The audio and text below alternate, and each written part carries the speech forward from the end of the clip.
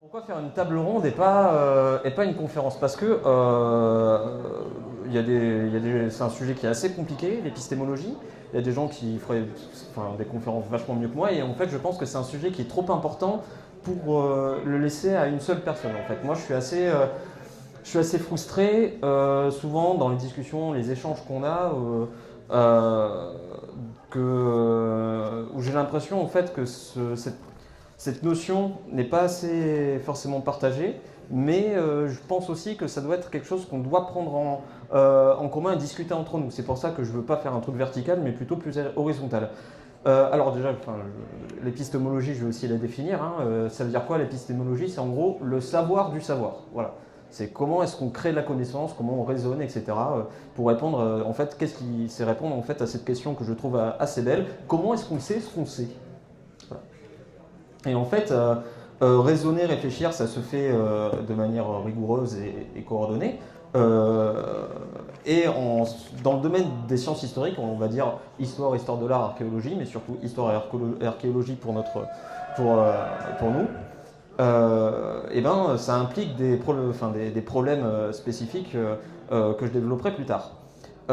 Et déjà, j'ai l'impression, en fait, qu'en effet, les questions d'épistémologie des sciences historiques n'est pas très partagée par les personnes pratiquant les AMHE, parce que alors on est tous des aficionados d'histoire, plus ou moins on la consomme à travers des films, des séries, des jeux vidéo, on en lit, etc. Mais souvent on a un peu appris à l'école, et on a pris une vision, et ce qu'on en retient en tout cas de ce qu'on a appris à l'école est quand même assez linéaire. Voilà. Alors que bon, quand on commence à aller fouiller dans la documentation, créer des sources, etc., c'est un petit peu plus compliqué que ça. Donc oui, alors déjà, les sciences historiques impliquent l'étude de sources. Déjà, définir une source, on voit tous à peu près ce que c'est, sauf qu'en fait, ça doit se définir aussi. Une source, c'est à peu près, pour les sciences historiques, c'est à peu près tout ce qui a été touché par un humain. Voilà. Généralement, pour l'histoire, on va parler, oui, des textes, des chroniques, etc. Mais les préhistoriens ou les archéologues, souvent, ils disent qu'ils font parler les archives du sol, ce qui est creusé dans la terre, etc. Et donc, oui, avec une bonne méthode, un trou de poteau est peut-être aussi volubile qu'un traité de livre d'armes, quoi. Et les historiens ont souvent philosophé sur la question de comment est-ce qu'on crée du savoir en sciences historiques. Leur manière d'expliquer leur méthode dépend aussi du contexte dans lequel eux-mêmes évoluent. Voilà, ça peut aussi se retomber sur lui-même, cette question de méthode, ce qui rend à la fois ça extrêmement complexe, mais aussi extrêmement fascinant.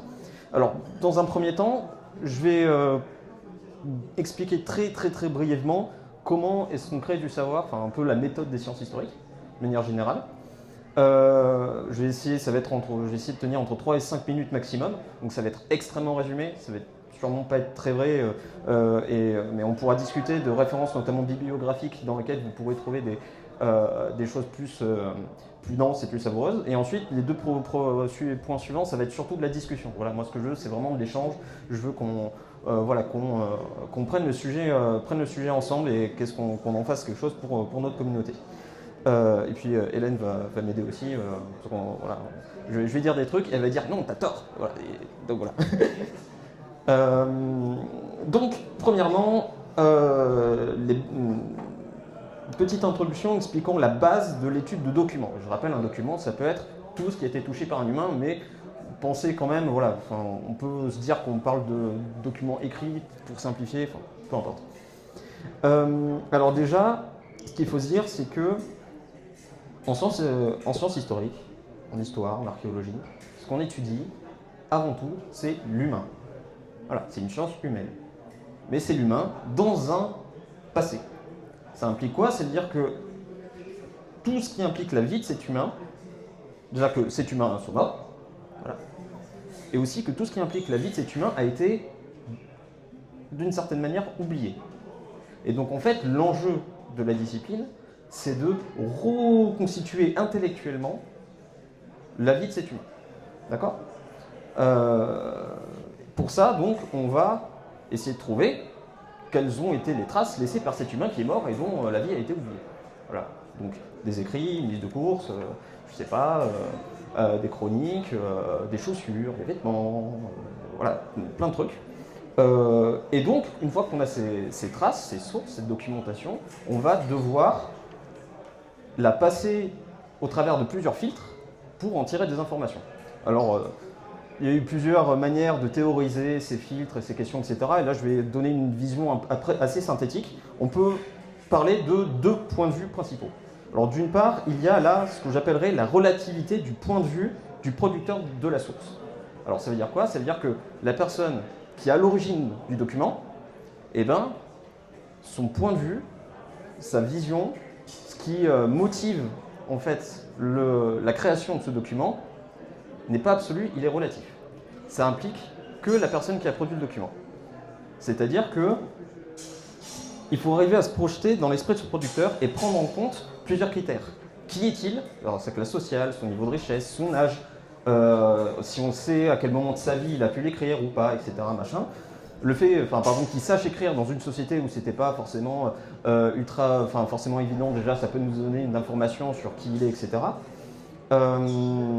Et aussi prendre en compte ce qu'il s'imagine de son destinataire. C'est-à-dire, un homme qui écrit pour une femme va pas forcément être la même chose qu'un homme qui écrit pour un homme, ou qu'une femme qui écrit pour une femme, ou une femme qui écrit pour un homme. Voilà.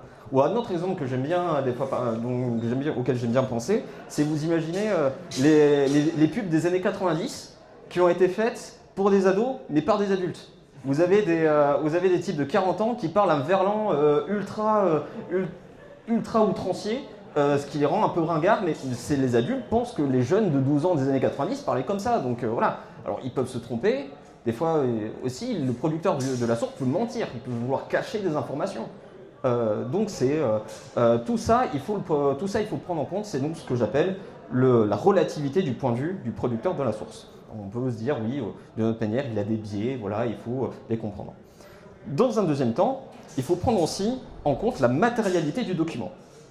C'est-à-dire qu'on a quelqu'un qui produit un document, sauf que le document en tant que tel, en tant que chose, en tant qu'objet, déjà peut nous donner des informations.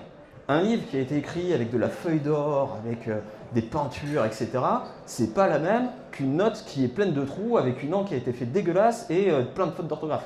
Voilà. Déjà, ça peut nous donner une information sur l'importance du document, pour qui il était destiné, etc. Sachant aussi qu'il faut se dire, il faut tout le temps garder à l'esprit que toute documentation qu'on peut analyser n'avait surtout pas pour destin de finir entre nos mains d'historiens ou d'analystes, etc. C'était pas le but de Fiore de Liberi d'écrire un bouquin qui lui finisse dans les mains d'AIM-Hacheur. Pourquoi? Parce que il ne savait pas que les AIM-Hacheurs pouvaient un jour exister. Voilà, pour dire très résumé. Donc voilà, la matérialité du document, l'objet, la langue employée, etc., doit aussi pouvoir nous donner des informations. Et c'est en combinant ces deux aspects-là qu'on peut donc envisager de tirer des informations utiles sur la question qu'on se pose, et c'est donc le troisième point. En fait, toute étude historique dépend ce qu'on appelle une problématisation. Peut-être que vous vous souvenez de ça, de vos souvenirs de lycée. Voilà, mais alors c'est Lucien Febvre qui a écrit un article. Lucien Febvre, dans les années 20, qui est un historien qui a fondé une école importante de Coran historiographique qu'on appelle l'école des Annales. Et il parle d'histoire problème. Et donc en fait, c'est toute cette analyse-là, toutes les informations qu'on va tirer vont permettre de répondre à une question qu'on pose au document. Et ça, on va appeler un problème. D'accord? Par exemple, on prend Fiore de Liberi, on peut se poser la question comment est-ce qu'on va à l'épée à deux mains? Ou alors on peut aussi se poser la question comment est-ce qu'on éduquait aux armes un aristocrate italien du début du XVe siècle? Voilà. Et en fonction des questions qu'on pose, de la question qu'on pose, on ne va pas forcément regarder les mêmes choses dans le document. Ok? Donc ça, c'est très très très succinctement, et sûrement très très très faussement, mais comme ça on parle à peu près le même langage, les bases de ce qu'on appelle l'étude de documents en sciences historiques. Est-ce que déjà vous avez des questions ou des remarques? Est-ce que tu as une remarque? Merci. Du coup, mon travail, c'est d'embêter Nico et de le contredire, de lui faire des objections. Et du coup, je vais faire ça. J'ai 2 remarques. La première, c'est que peut-être dans ce que tu présentes, tu as une conception un peu classique de qu'est-ce que c'est un auteur, au sens où tu en parles comme une personne singulière qui a une histoire et qui écrit pour certaines raisons. Et pourtant, tu prends l'exemple des publicités, par exemple, où du coup, c'est pas du tout les mêmes notions d'auteur, mais c'est plus quelque chose de collectif. On a aussi des types de textes qui sont écrits par des institutions ou par des groupes. Et du coup, je voulais savoir qu'est-ce que tu faisais de ça. Et ma deuxième remarque, c'était, tu as beaucoup parlé de biais de l'auteur lui-même, de l'éventualité du fait qu'il pouvait mentir. Et le truc, c'est que pour des textes théoriques, on va souvent avoir, quand on approche ces textes-là, un principe qui est le principe de charité, qui fait qu'on va présupposer que jusqu'au bout, on va essayer de penser que l'auteur est cohérent avec lui-même, qu'il ne fait pas d'erreur, et que s'il y a quelque chose qu'on ne comprend pas, ça vient plutôt de nous. Jusqu'au moment où des fois, on doit abandonner ce principe de charité pour dire il y a eu 2 périodes dans l'écriture de cet auteur où il s'est trompé, où il était stupide. Mais que quand même, avant d'en arriver là, on va essayer de se dire si je comprends pas, c'est parce qu'il y a un truc historique qui m'échappe ou c'est parce qu'il y a quelque chose que je comprends pas. Voilà. Ok. Pour répondre à la première remarque, en fait, alors je parle pas forcément d'auteur, mais en fait, je parle de producteur de la source, mais j'ai pas forcément défini. Mais en fait, quand je parle de producteur, c'est, on va dire, l'entité qui est à l'origine du document. Mais cette entité peut être en effet composée de plusieurs humains. Et aussi, ces entités, on va dire, ces humains peuvent être en conflit. Par exemple, la personne qui va avoir l'idée d'un manuscrit au Moyen-Âge, en fait, il ne s'est pas forcément dessiné. Voilà, donc en fait, il va le donner son projet ou un canevas à des types dont c'est le métier, c'est de fabriquer des livres. Mais ces types-là, ils ne sont peut-être pas au courant de la discipline sur laquelle ils doivent écrire. Par exemple, les livres d'armes. On a un maître d'armes qui a une idée de projet de livre d'armes. Il l'emploie des scribes qui ne savent pas se battre à l'épée. Et donc, ça peut avoir des conflits. Et tout ça, il faut en effet le prendre en compte. Donc, dans l'idée de simplification, voilà, je parlais de producteur, mais en fait, on peut être producteur avec un S. Voilà. Et ça, c'est plein de choses, en effet, qu'il faut prendre en compte. On parle de contexte de production, pour rentrer un petit peu plus dans les détails. Et ça, oui, et tu as raison, on ne peut pas se contenter de se dire, oui, donc c'est Fioré dans son... J'aime bien Fioré, donc je prends tout souvent l'exemple. C'est pas Fioré dans son bureau qui fait pour la postérité, voilà, j'écris un livre d'armes. Mais voilà, ces conditions-là de contexte qu'il faut absolument rentrer dans la question qu'on se pose à la base, qui est à l'origine de ma source. Ou qui sont les personnes à l'origine de ma source. Ensuite, alors pour le principe de charité, c'est vrai. Maintenant, des fois, j'ai tendance à avoir un peu la flemme en me disant c'est pas cohérent. Donc du coup, la source se trompe. Mais en effet, c'est un peu facile. Il faut aller plus loin. Néanmoins, comment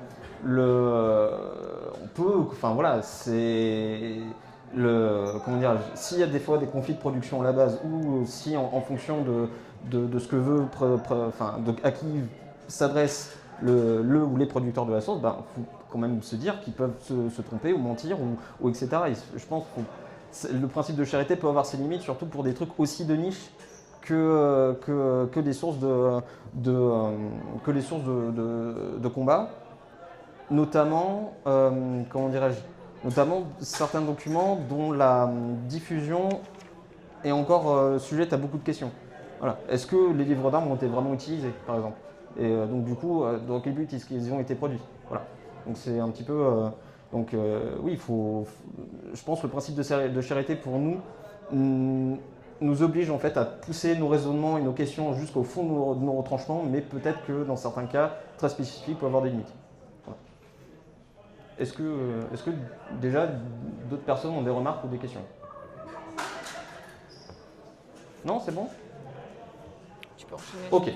J'enchaîne sur le deuxième point, donc voilà, qui est en fait un premier thème de discussion. Donc là, voilà. Avec tout ça, tout ce qu'on a dit, bon, ok, on a des vieux bouquins, etc. On a des objets et tout. Mais on sait comment les traiter, mais Nous, en tant que personnes du 21e siècle voulant faire de la bagarre ancienne, à l'épée, à la lance, etc., à la lutte, qu'est-ce qu'on cherche en fait véritablement dans cette idée de recréation du geste martial ancien? Alors qu'est-ce que... comment dire, en tant qu'individu et en tant que communauté, c'est quoi notre objectif? Et je pense qu'il faut le définir, il faut se poser la question de qu'est-ce qu'on aime et pourquoi, pour justement éviter que nous, on ait des biais. Voilà. Par exemple, typiquement, pour vous parler de moi, mon cas personnel, moi, ce que j'aime, enfin, voilà, ça va être tout ce qui ressemble à peu près à une épée. Voilà. Parce que moi, j'ai besoin pour que ça me plaise, pour que ça m'attire, pour que ça m'appâte, il faut qu'il y ait un narratif derrière. Voilà. Moi, j'ai besoin de figures comme Lancelot du Lac, j'ai besoin de figures comme D'Artagnan, etc. Moi, c'est ce qui m'a attiré à la base dans le monde de l'escrime. Je trouvais que, à travers de l'objet l'épée, François Villacroix, qui a écrit un bouquin sur le duel au point d'honneur, avait résumé la chose de manière très fine. Il parle de force tellurique de l'objet. Voilà, et l'épée est un symbole assez puissant dans notre culture. Moi, à titre personnel, ça me parle. Je pense que je suis pas tout seul.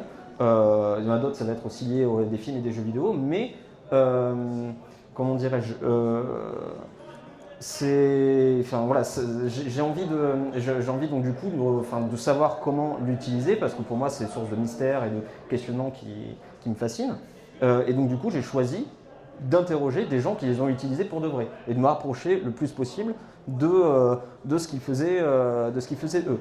Mais d'autres personnes, ça peut être autre chose. Et je pense que, est-ce que peut-être je pars trop loin dans ce cas-là? Est-ce que pour vous, vous posez ces mêmes questions? Est-ce que pour vous, c'est une question importante à se poser ou pas? Voilà.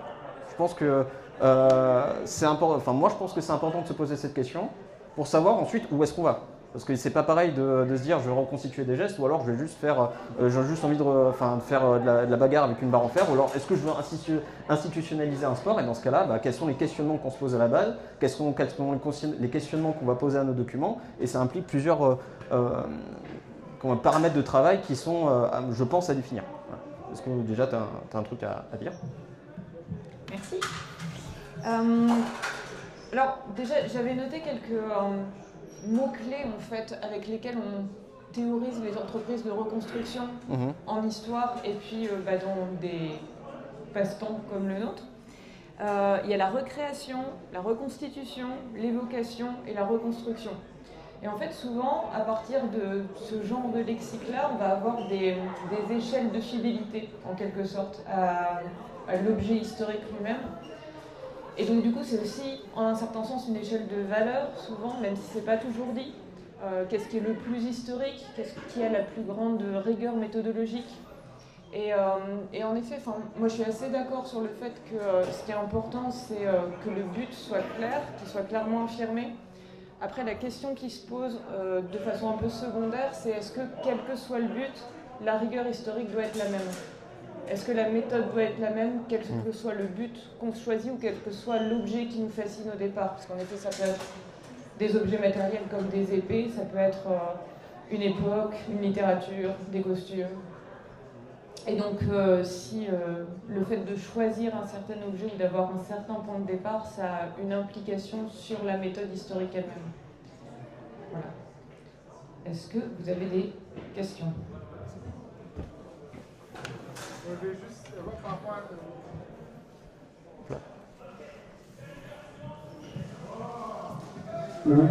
juste voir par rapport aux différents degrés que tu viens d'exposer. Est-ce que tu pourrais nous les expliciter un peu, les différences entre évocation, reconstitution, je vois à peu près, mais avec reconstruction, tout ça, est-ce que tu pourrais un peu les expliciter? Éventuellement, quel degré de rigueur tu mettrais derrière? Ouais, alors souvent l'évocation, c'est ce qu'on va considérer un peu plus éloigné de l'objet historique lui-même, c'est-à-dire qu'il s'agit plutôt de faire venir, de susciter des sensations par rapport à un objet historique. Ça a souvent un but de vulgarisation, de diffusion en fait, de l'intérêt historique lui-même. La reconstitution, on va être souvent dans des approches assez matérielles. qui concernent ou les objets, ou les costumes, etc. Ou alors le fait de... Parce qu'on a aussi comme une sorte de deuxième pan, le reenactment, où là, il va s'agir de vivre des choses. Et du coup, dans ce cas-là, c'est pas toujours clair s'il s'agit de vivre des expériences, mais des expériences qui sont révolues. Donc on peut pas vraiment revivre, en fait. Et en général, on laisse tomber l'objectif de devoir revivre une expérience, parce que ça, c'est pas possible. Mais que par contre, on va pouvoir reconstituer des techniques ou reconstituer des gestes. Ou des produits éventuellement. Et là, on va avoir tout le pan des études, des activités qui sont développées sur, au départ, les bateaux, beaucoup, reconstituer des bateaux, des techniques marines, etc. Et puis après, la cuisine, les arts martiaux, les vêtements, la musique, toutes sortes de trucs. Et j'ai parlé de reconstruction aussi, et ça, c'est un terme qu'on utilise particulièrement en histoire des idées ou en philosophie. Et où là, l'idée, c'est reconstituer des problèmes, reconstituer des thèses, et voir éventuellement si on peut les atomiser, au sens de les isoler, pour voir si ça peut répondre à des questions actuelles. Parce que ça aussi, c'est quand on se donne des buts en histoire, il y a la question de savoir qu'est-ce qu'on veut faire avec ça. Si c'est une question de racines, si en faisant de l'histoire, on se pose des questions sur les causes de pourquoi on en est là maintenant, donc une question un peu généalogique. Si c'est une question utilitaire, genre est-ce qu'on peut trouver des solutions à nos problèmes de maintenant dans l'histoire, ou si c'est plus de l'ordre du divertissement, de l'évasion, etc. Après, juste comme une remarque sur la dernière truc, est-ce qu'aussi on peut se dire, est-ce que faire des AMHE c'est faire de l'histoire? Moi je pense pas. Je pense pas, pourquoi? Parce que on reste quand même une discipline institutionnalisée qui vise à s'institutionnaliser de plus en plus. Voilà. Et faire de l'histoire, pour moi, c'est vraiment purement académique. Alors, les AMHE peuvent être un outil pour la fabrication d'histoire, et la fabrication d'histoire peut être un outil pour faire des AMHE. Donc, il y a une zone grise, une zone de flou. Et moi, je trouve ça bien parce qu'en fait, on peut faire un peu plus l'un, un peu plus l'autre. Et moi, j'aime bien quand c'est pas, quand c'est pas trop cadré. Et je trouve que c'est la richesse de notre pratique et je pense que c'est à préserver. Néanmoins, à vouloir trop faire d'histoire, peut-être qu'on perd,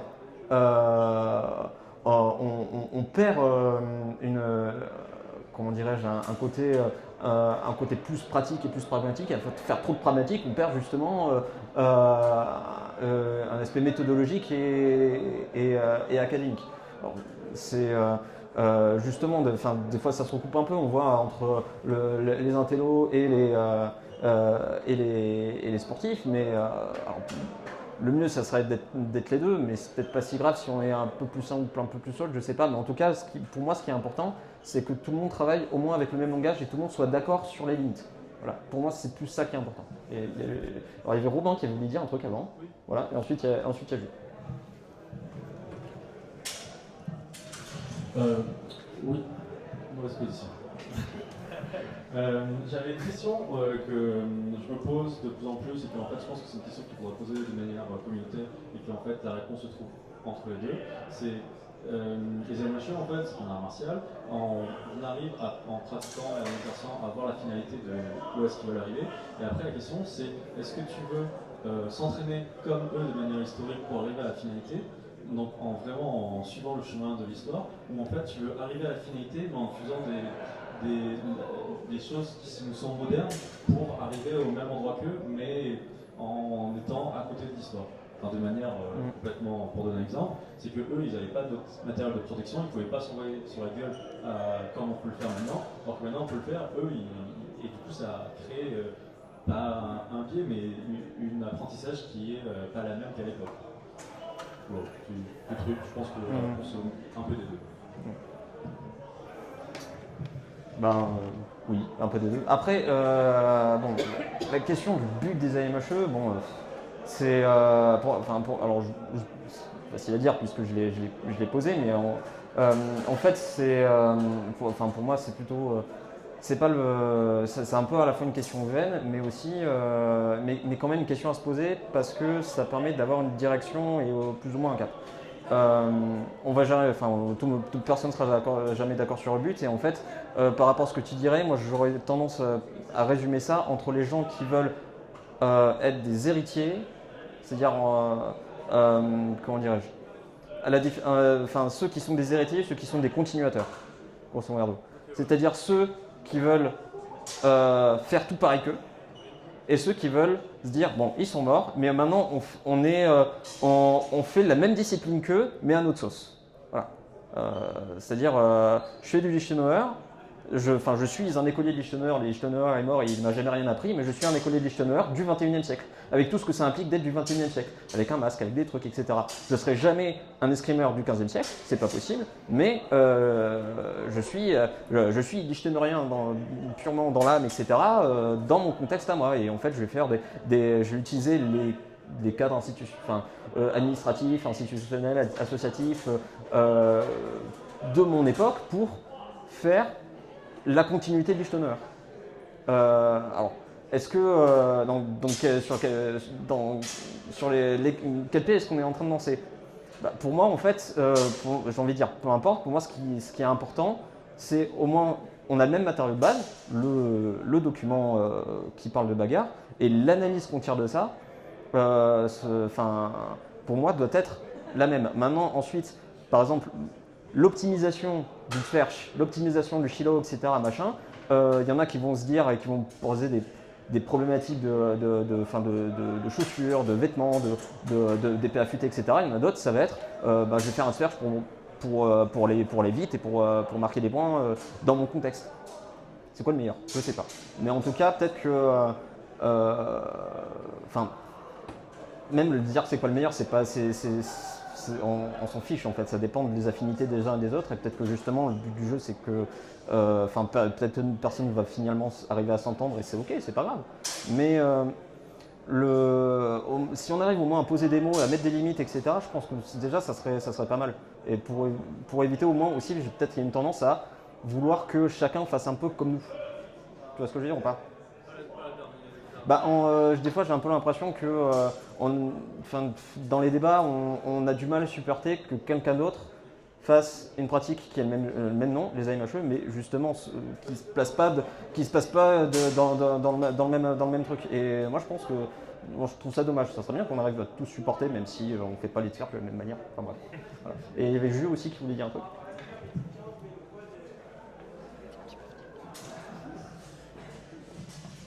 Oui, je voulais juste rebondir sur ce que tu disais sur faire de l'histoire dans les AMHE.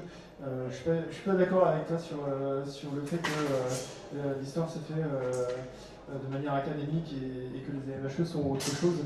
Pour moi, il y a vraiment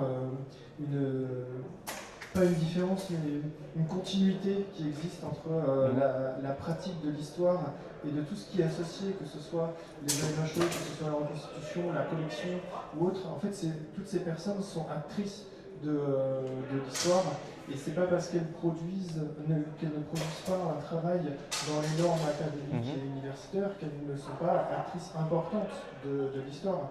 Le travail de recherche, de codicologie, d'archéologie même qui est fait par les personnes qui font de la reconstitution, même des AMHE, est important et primordial, et en fait défriche un terrain sur lequel les universitaires n'ont plus qu'à venir piocher des éléments qui viennent nourrir leurs études. Et je pense que c'est vraiment... il ne faut pas cloisonner l'histoire universitaire et l'histoire future. C'est quelque chose qui se nourrissent les uns des autres et qui rebondissent, et on est quand même nombreux ici et ailleurs à avoir un pied dans les autres, donc c'est pas pour rien non plus. Ouais, c'était exactement l'objection que j'allais faire aussi. Alors, c'est peut-être en effet un point de vue d'académique, mais j'aurais tendance à dire que déjà, dans l'université elle-même, l'expérimentation, c'est aussi une méthode. Donc, il n'y a pas les gens qui font des AMHE qui expérimentent d'un côté et puis les universitaires de l'autre qui feraient que lire des bouquins, parce que l'expérimentation, depuis un certain temps, c'est une méthode en histoire et en archéologie. Quand je dis depuis un certain temps, c'est depuis les années 70 du XXe siècle, donc on est quand même sur du assez longtemps maintenant. Il y a ça. Après, c'est sûr qu'il ne faut pas nier que les rapports entre le monde académique et les AMHE, c'est complexe. Il y a une porosité parce qu'en effet, il y a beaucoup de gens qui ont un pied dans les deux champs. Il y a aussi des fois un peu l'idée que les académiques pourraient considérer que les gens qui font des AMHE, c'est leurs cobayes et que du coup, ils pourraient faire des expériences un peu à leur place. Et puis après, c'est indéniable qu'il y a aussi un certain snobisme ou un esprit un peu sectaire du côté de l'université qui a tendance à mépriser un peu les traductions des gens qui font des AMHE et qui ne sont pas dans le monde académique eux-mêmes et qu'eux ont parfois du mal à faire valoriser et faire diffuser leurs traductions et leurs travaux. Voilà. Mais en général, je pense qu'il ne faut pas opposer, reproduire en fait un espèce de dualisme esprit-corps ou alors les livres d'un côté et la pratique de l'autre, en le recoupant sur l'université et puis le reste du monde. Monsieur qui... Non, si, vas-y. Oui, non, par rapport à tout ce qui a été dit, moi il y a une question qui me vient à l'esprit, c'est la question de la temporalité dans laquelle se déploie cette méthodologie ou cette approche.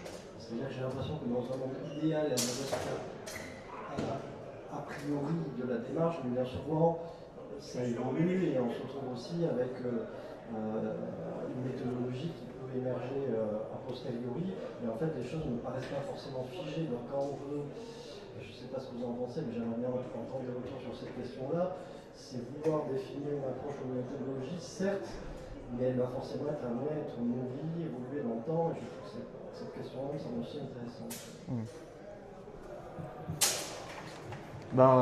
Oui, c'est une question pertinente et qui aussi, que je trouve, recoupe la discussion qu'on avait juste avant, à se dire, est-ce que pratiquer les AMHE, c'est faire de l'histoire? Oui, non. Est-ce que, et même les AMHE, l'histoire vivante, la reconstitution, est-ce que c'est faire de l'histoire? Dans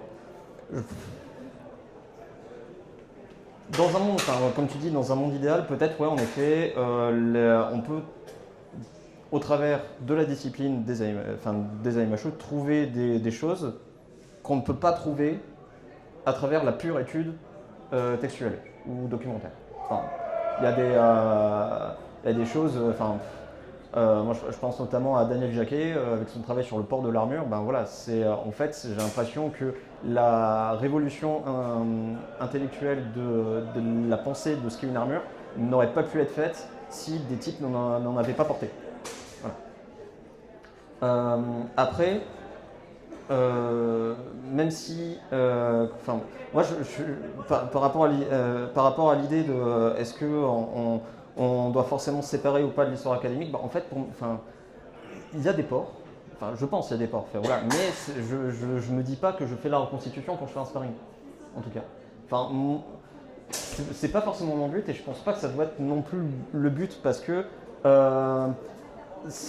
comment dirais-je, alors peut-être que je suis dans une démarche de reconstruction, je sais pas, mais si je veux me dire que je fais la reconstitution en faisant de l'assaut, etc., ça implique plein de paramètres, notamment d'archéologie expérimentale, etc., que je n'ai pas, que je mets pas en place, dont j'ai pas les moyens, etc., dans mon assaut. Et ça peut-être que ça intéresse pas forcément les gens de mon assaut ou quoi. Est-ce que la personne qui va dans un club d'AMHE parce que elle, son truc c'est surtout les jeux vidéo et qu'elle peut ressembler à Aragorn et qu'en fait finalement Jacques Delalin ou Fiordel Liberi elle s'en fiche complètement, est-ce que cette personne-là fait de l'histoire? Je sais pas. Et si elle en fait pas, est-ce qu'on doit lui dire bah non, tu fais pas d'histoire? Je sais pas. C'est pour ça en fait que je mettrais quand même, je mettrais je mettrais d'un côté la pratique telle qu'on l'a. Quand je parle de faire des AMHE, pour moi, je pense entrer dans un club, s'entraîner, être dans un cadre fédéral, etc. Machin, qui est vraiment cette discipline du 21e siècle. Et faire de l'histoire, c'est ensuite ça. Ce que je fais dans mon club d'AMHE, est-ce que ça me permet d'apprendre au travers de mon corps? Comment ça me nourrit ensuite mon étude documentaire? Et réciproquement.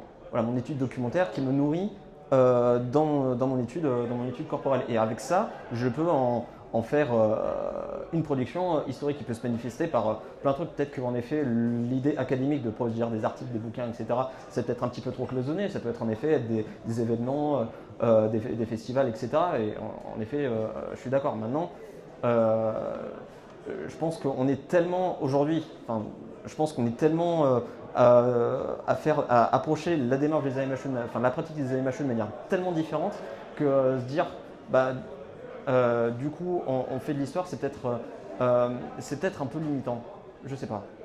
Enfin, je pose la question. Ouais, au début, tu avais commencé à définir l'histoire en parlant de l'humain. Ouais. Et en fait, moi je pense qu'à partir du moment où tu te poses des questions qui visent une certaine vérité sur l'humain, tu commences à faire de la science historique. Si tu le fais selon une certaine méthode. Et du coup, si tes questions, c'est qu'est-ce que c'était le geste qu'il faisait à l'époque, qu'est-ce que c'est le sens du texte, tu fais déjà de l'histoire en fait. D'accord. Mais dans ce cas-là, ça se prend vraiment en tant qu'individualité et pas en tant que groupe et communauté institutionnalisée, non? Ou est-ce que aussi ça doit être le but en tant que fédération, la fédération se dise on va faire de l'histoire. Est-ce que finalement c'est le but? Enfin, moi je veux pas bien, mais moi c'est moi que ça regarde et ça regarde que moi. Peut-être qu'il y a d'autres qui aimeraient pas et ça se comprend tout à fait. Je sais pas. Oui, c'est vrai, tu avais une. Oui, j'aurais tendance à penser plutôt avec toi qu'on ne produit pas spécialement l'histoire sur les marchés. Par contre, s'engager même à un niveau très faible dans une association où on vient juste pour un but récréatif, dans un contexte public un peu sportif, on fréquente déjà la source.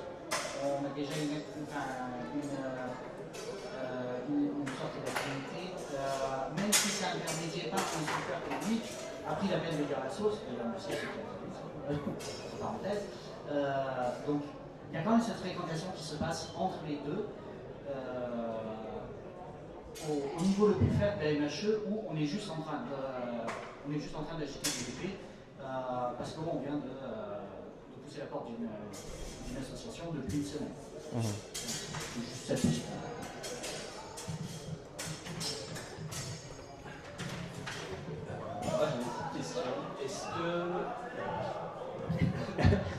Est-ce qu'il n'y aurait pas tout intérêt justement à créer entre guillemets des filiales au sein de la fédération, par exemple, ce genre de choses, pour participer à la renommée de la discipline, dans le sens où s'il y a une partie qui est cadrée uniquement sportive, tournoi, etc., une partie études de traité, une partie autre chose, et qui du coup, alors sachant que effectivement, comme vous le disiez, on a tous des portes d'entrée différentes dans la discipline, mais du fait de la porosité justement de cette dernière, ça n'empêche pas les gens, au final, ça les peut être pas des je suis venu juste pour taper parce que je m'appelle GTP et c'est cool. Ah, mais l'histoire c'est quand même pas mal, et puis en fait, l'étude là, ça me permet de m'améliorer. Du coup, est-ce que je vais pas commencer à étudier un petit peu des traités, ce genre de choses, pour justement permettre d'avoir plus de renommée, d'être pris plus au sérieux aussi sur les clubs, pour ce genre de choses, par les C'est une superbe transition pour le dernier thème. Ouais. Alors déjà, j'ai envie de dire, ça existe déjà, ça s'appelle des commissions. Et engagez-vous.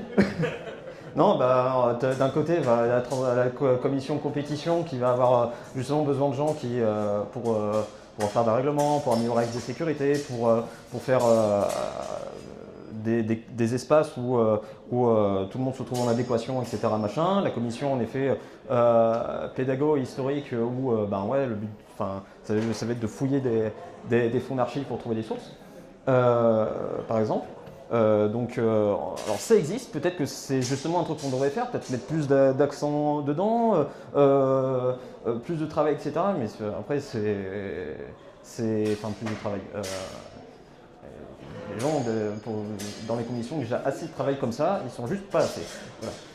J'ai envie de dire. Mais voilà, si jamais en tout cas ces trucs vous intéressent, rien à perdre d'essayer de vous renseigner auprès des commissions.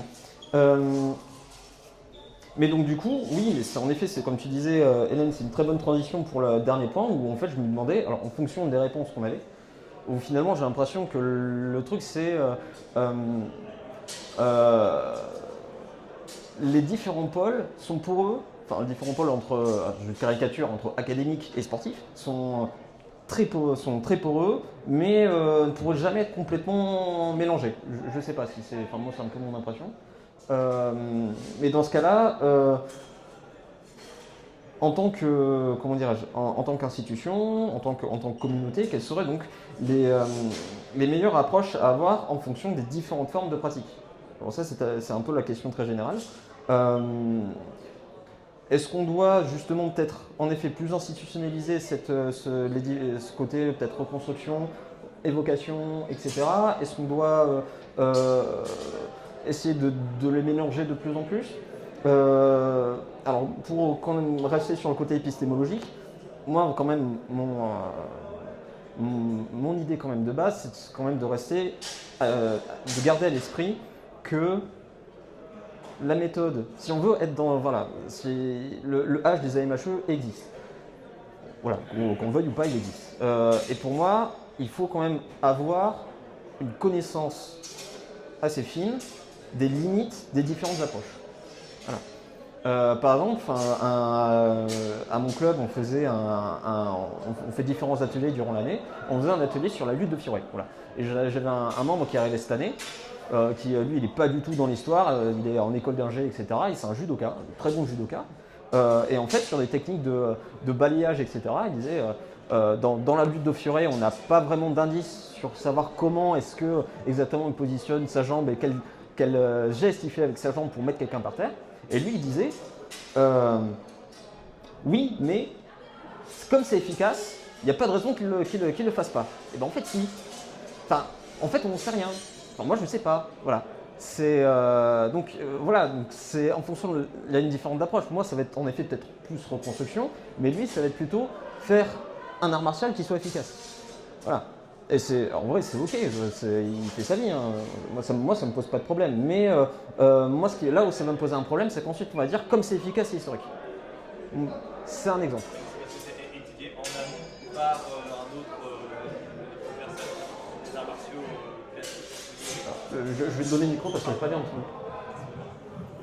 Il trouve, c'est parce qu'en l'occurrence, pour l'exemple, c'est efficace parce qu'on l'avait, parce que ce balayage a été étudié à une autre époque par une personne moderne qui a même modernisé un art qui était déjà d'avant. Tu vois? Ouais. Je te rejoins sur cet aspect-là. C'est pas grave. Parce que tu n'as même pas l'intention de qu'il y a derrière. Oui, si. Bah, si tu as un truc à rajouter là-dessus, toi non? Vas-y. Ouais. Non, mais oui, en fait, c'est Pierre-Henri Bas. On parle en ce moment, voilà, où il parle en fait des différents il parle pas du contexte, mais des contextes de pratique. Voilà, en fonction si c'est de l'escrime pour la vie, si c'est le contexte social des gens qui pratiquent. Ils peuvent se dire, ouais, on va faire de l'escrime pour la vie, mais si c'est des bourges qui vivent dans une tour dorée et qu'ils n'ont jamais fait de sport de leur vie, bah, leur escrime pour la vie, elle va pas être super efficace, mais dans leur tête, elle va être efficace. Enfin voilà, c'est donc oui, c'est un exemple assez entre guillemets provocateur que je soulevais là, mais qui était à mon sens assez pertinent parce que je l'ai quand même déjà vu plusieurs fois, et même des fois il y avait un peu le côté si ma technique marche, ben en fait ça veut dire que mon interprétation elle est meilleure que la tienne. Voilà. Alors du format de base. Alors qu'en fait non. C'est objectivement si on veut être méthodique. Non. Mais pour autant, peut-être que c'est pas notamment totalement acheté, se chercher de l'optimisation gestuelle, etc. Si on sent dans un cadre d'une pratique du XXIe siècle avec son propre champ, son propre cadre, ses propres limites. Pour moi, en fait, c'est juste une question de définition et qu'on se mette tous d'accord. Je ne mets pas d'hierarchie entre les deux. Enfin, il y a des gens qui sont des grands athlètes dans la discipline et moi, ils me mettent minable en sparring et c'est très bien. Allez-y, il n'y a pas de souci. Je pense que j'ai beaucoup de choses à apprendre d'eux. Voilà, c'est juste qu'après, si on veut me parler de sociologie, des contes de tiers du XVe siècle, etc., qui pour moi sont... Après, moi je pense que c'est quand même assez indispensable pour notre discipline, mais peut-être que c'est pas le plus pertinent. Voilà.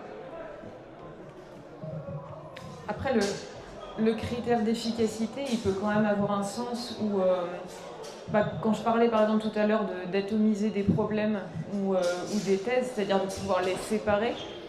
Je me regarde comme ça. Je me regarde normal. par exemple, en histoire des idées, on peut faire ça, on va considérer qu'on peut isoler certains problèmes ou certaines thèses parce qu'on a quand même un fond commun qu'on partage avec les autres humains depuis l'Antiquité.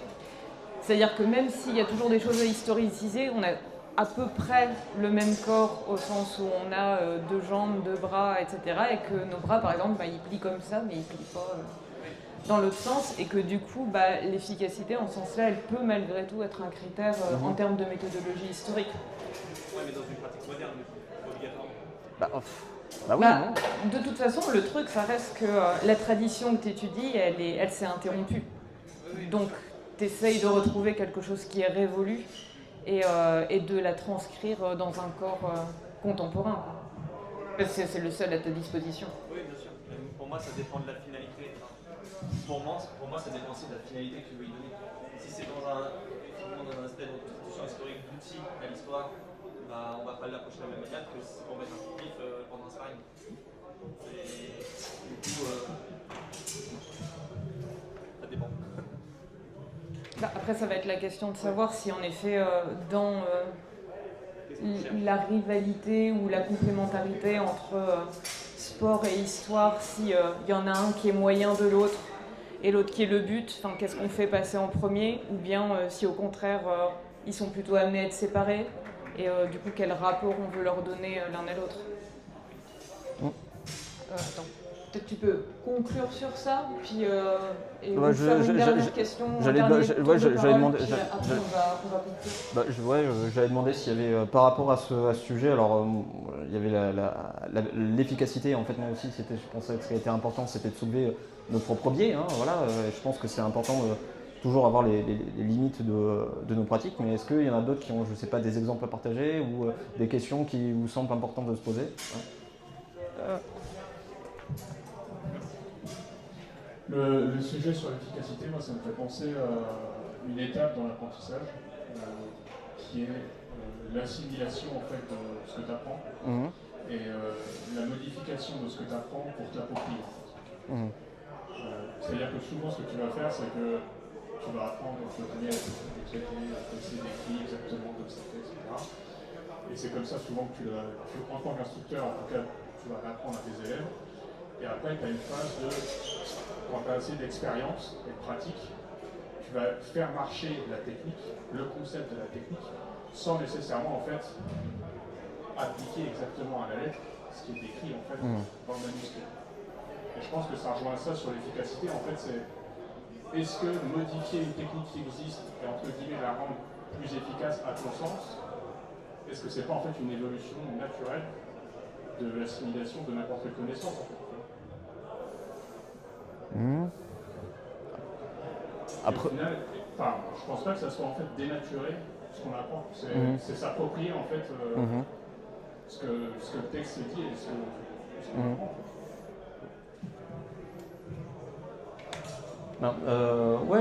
Je vais d'accord, mais si tu te places dans une démarche de continuateur, on va dire. Genre, je vais faire du Marozzo, mais du Marozzo au XXIe siècle. Voilà. Donc, avec ça, forcément, je peux rendre la technique entre guillemets plus efficace comment dirais-je, pour mon environnement, etc., que ce que peut me proposer le document brut. Mais tu prends du champ par rapport à la source. Peut-être que c'est bien dans une certaine mesure, c'est dans ton monde de pratique. Moi, c'était moins par rapport à l'environnement, mais plus par rapport à ton corps en fait. Ah oui. Entre guillemets, comment t'es construit. D'accord, ok. Ouais, par rapport à comment t'es construit. Ça me fait penser à une question auquel j'ai pas encore la réponse, et peut-être qu'on peut conclure par ça, c'est que là on se pose des questions sur tout ce qui va être finalité pratique, institution, etc. Mais aussi, ces questions-là étaient, dans une certaine mesure, partagées par les gens qui sont à l'origine de notre documentation. On parlait de tout à l'heure, Johanna qui vous faisait une conférence sur Viedma. Moi j'aime bien Viedma parce que en fait au début du traité, dans l'introduction, il parle un peu de sa vie. En fait, on s'aperçoit que ce type il vit dans une communauté d'escrimeurs, etc. qui font la bagarre, qui discutent les uns les autres et tout. J'ai un autre exemple d'une lettre de rémission Lorraine. Alors, une lettre de rémission, c'est un document qui fait échapper quelqu'un à la peine capitale lorsqu'il a commis un crime grave. Et il y a des types, en fait, ils ont fait la leçon chez le maître d'armes, et ils ressortent, ils ont trouvé le copain, et ils décident de jouer à l'épée. Voilà. Et puis bon, il y a un accident, il y a un mort. Mais voilà, il y a tous ces gens, et en fait, finalement, peut-être qu'aussi, ils se posent ces questions d'efficacité, de corporalité, etc. Mais par rapport à la problématique que eux, ils vivent dans le monde du XVIIe, du XVe, etc. Moi, je pense que ça serait aussi un champ peut-être prochainement exploré qui serait intéressant. Voilà. Est-ce que peut-être d'autres questions, le mot de la fin, je vous laisse. Oui. On va devoir s'arrêter là. Déjà ? Ok. Ouais. Mais merci beaucoup. Merci pour l'animation, la table ronde, la discussion, c'était super. Et puis à demain pour les conférences de nouveau. Ouais.